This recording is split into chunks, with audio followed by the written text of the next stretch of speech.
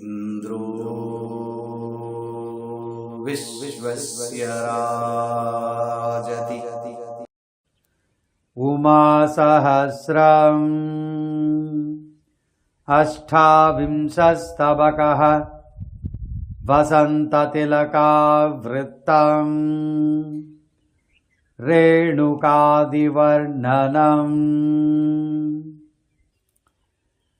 अन्तर्वलक्षपरिधिभ्रममादधानो वक्त्रस्य पुण्यतुखिनद्युतिमण्डलस्य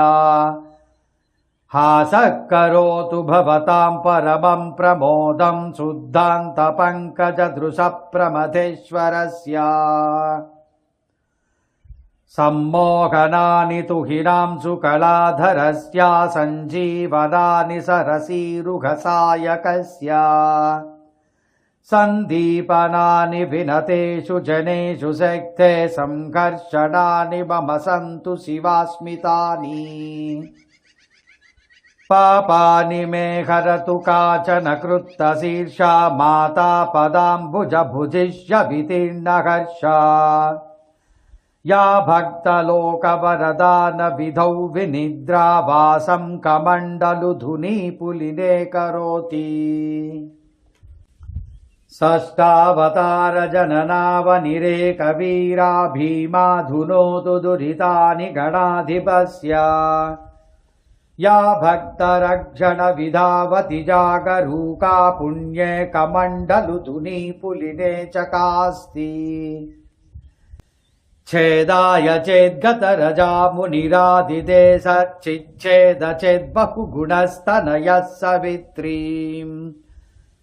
दाक्यं शरीरमखिल प्रभुरीशक्तिः यद्या विवेश च कथा परमाद्भुतेयम् पुत्रप्रियस्तव शिरः सहसा च कर्ता कृत्ता च हर्षभरिता भवती ननर्ता नो तस्य पापमपि नो तव कापि हानि नाशोऽस्य हा भुजभुवामभवद्विपाकः अम्बैवसासुरभिरर्जुन भूपतिर्यां वीर्याज्जगार स च भार्गव आजगार तस्या हते परगृहस्थितिरेव हेतु गन्धर्वदर्शन कथा रिपुकल्पितैव छिन्नानि नो कति शरीरभृतां शिरांसि तत्पूज्यते जगति रैणुकमेव शीर्षम् क्रुद्धा कलेवरवतां कति नाभयो न चेतोऽधिनोति सुरभिर्मृगनाभिरेकः प्राणा वसन्ति शिरसा रहिते शरीरे लीला सरोजति शिरस्तु करेश्च कृत्तम् तन्निघ्नमेतदखिलं च धियैव धीरा पश्यन्तु नन्दनगरे तदिदं विचित्रम् प्राणेश्वरी विधिपुरे लसतः पुरारेरङ्गीकरोतु शरणागतिमम्बिका मे लब्धं निपीय यदुरोरुहकुम्भदुग्धं सम्बन्धमूर्तिरभवत्कविचक्रवर्ती अप्राप्य लोकरचनावनपातनेषु यस्यास्त्रयोऽपि पुरुषाः करुणाकटाक्षम् नैवेशते किमपि सा जगदेकमाता भद्रा परा प्रकृतिरस्त्वघनासिनी नगा राका प्रबोधसिनो हृदयोदयस्य नौका विपज्जलनिधौ पततां जनानाम्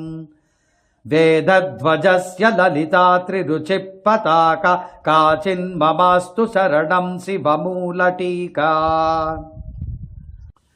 मौलौ महेन्द्र सुदृशस्सु मनोनिकाय संशोभिते सदसि मान्य इवाभिजातः रेणुश्च यच्चरणभुर्लभतेऽग्रपीठं त्राणाय सा भवतु भूतपतेर्वधूर्नः अम्बा वृणोति परितोऽप्ययमन्धकारो नात्मानमेव मम किं तु कुलं च देशम् शीघ्रं मदीय हृदयोदय पर्वताग्रे श्रीमानुदेतु तव पादमयूखमाली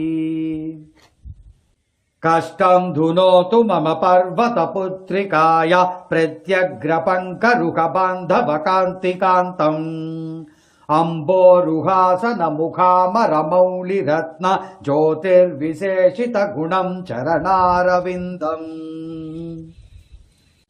जासिञ्जितानि समरे गिरिशं जिगीषो कामस्य कंसनिवकस्य निमन्त्रणानि धुन्वन्तु मे विपदमद्रिकुमारिकाय पादारविन्दकटकक्वणितानि तानि यः सर्वलोकमथनं महिषं जिगाय यस्यैव कर्मदमनं च तदन्तकस्य नारी नराकृतिभृतो मखसस्तमङ्घ्रिं मञ्जीरनादमधुरं शरणं व्रजामि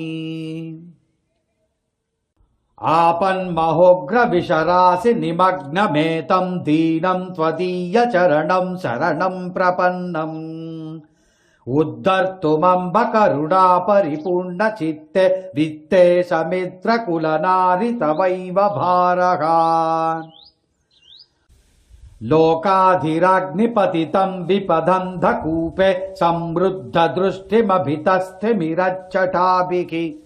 मातः समुद्धर कृपाकलिते मृडानि पुत्रं करेण जगतामभयङ्करेण अस्य त्वदीयपदपङ्कजकिङ्करस्य दुर्भाग्यपाकविफलीकृतपौरुषस्य प्राणेश्वरि प्रमथलोकपतेरुपायं वीक्षस्वतारणविधौ निपुणे त्वमेव मृत्युञ्जयोरुमणिपीठतटे निषण्णे ताटङ्ककान्तिबहुलीकृतगण्डशोभे माणिक्यकङ्कणलसत्करवारिजाते जाते कुलाचलपतेर्जकिपातकं नघा किं ते वपुर्जननितप्तसुवर्णगौरं कामारिमोहिनि किमिन्दुकलावलक्षम् पाकारिनीलमणिमेचककान्त्युताहो बन्धूकपुष्पकलिका रुचिं वा स्मरामि त्वं सुन्दरी नृपतिजातिजितस्त्वमम्ब धूमावती त्वमजरे भुवनेश्वरी त्वम् काली त्वमीश्वरि सुकार्भकधारिणी त्वं तारा त्वमाश्रितविपद्दलनासिधारा त्वं भैरवी भगवती बगलामुखी त्वं रामा च सा कमलकाननचारिणी त्वं कैलासवासि नयनामृतभानुरेखे को वेदते जननि जन्मवतां विभूतिः धुन्वन्तु सर्वविपदः सुकृतप्रियाणां धुन्वन्तु चाखिलसुखान्यघलालसानाम् आवर्य भूरि करुणं पुरजित्तरुण्याश्चित्तं वसन्ततिलकाः कविभर्तुरेताः इति श्रीभगवन्महर्षिरमणान्ते वासिनो वासिष्ठस्य नरसिंहसूनुनोः गणपतेः कृता उमासहस्रे सप्तमं शतकं सम्पूर्णम् इन्द्रो विश्वस्य राजति